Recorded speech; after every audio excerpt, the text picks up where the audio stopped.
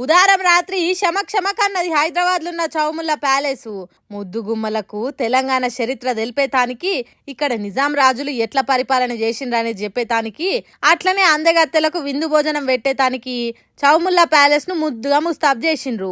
మన సీఎం రేవంత్ రెడ్డి భార్య బిడ్డను ఎంట పెట్టుకుని అక్కడికి చేరుకున్నాడు. అట్లనే మంత్రులు పొన్నం ప్రభాకరు, జూపల్లి కృష్ణారావు, సినిమా హీరో అక్కినేని నాగార్జున కూడా వచ్చిండు.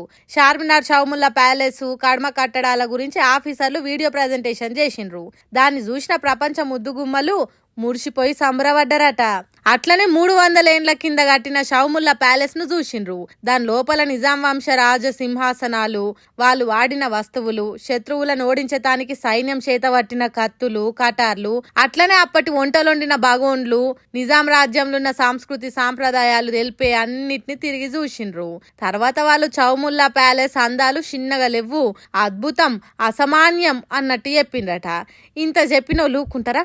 తెలంగాణ గురించి మా దేశాలకు పోయి చెప్పుతాం. మాకు హైదరాబాద్ మురిసిపోలేని మురిపాన్నిచ్చింది, జీవితాంతం గుండెల్లో గుర్తుపెట్టుకునే అనుభూతి ఇచ్చింది. తెలంగాణ జరూరా అన్న నినాదం మా దేశాలలో వినిపిస్తాం అన్నట్టు చెప్పుకున్నారట. చౌముల్లా ప్యాలెస్ కు పోయిన హీరో నాగార్జున మాట్లాడుకుంటా, మీరు హైదరాబాద్ వచ్చుడుతోని ప్రపంచానికి తెలంగాణ గొప్పతనం తెలిసిపోతుంది, మీ ప్రతిభతోని మిస్ వరల్డ్ పోటీలు ఇంకింత ఎక్కువ ఇంట్రెస్ట్ గా ఉంటాయని మెచ్చుకున్నాడట. తర్వాత హైదరాబాద్ వంటలను లొట్టలేసుకుంటా తిన్నారట సుందరాంగినిలు. మసాలా గుమగుమలు, మంచి వాసనలు, స్పెషల్ బిర్యానీలు, తాగే పానీయాలు, తీయటి స్వీట్లు, ఇట్లా తీరొక్క తిండి వస్తువులు తయారు చేసిండ్రట మనోళ్ళు. మంచిగా కడుపు నిండా తిన్న అందగత్తెలు బేవ్ అనుకుంటా బేవులు తీసిండ్రట.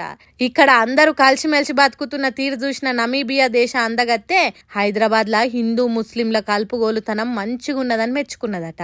మంచి భోజనాలు పెట్టించినందుకు తెలంగాణ సర్కార్కు ధన్యవాదాలు చెప్పిండ్రట. ఇగో గిట్ల చౌముల్లా ప్యాలెస్ విందు ముచ్చట్లు నడిచినాయి. తర్వాత వరంగల్ కు బయలుదేరిన అందగత్తెలు ఎట్లా ఎంజాయ్ చేసిండ్రు, కాకతీయుల కాలం నాటి అందాలను ఎట్లా ఆస్వాదిస్తారనేది తర్వాత మాట్లాడుకుందాం.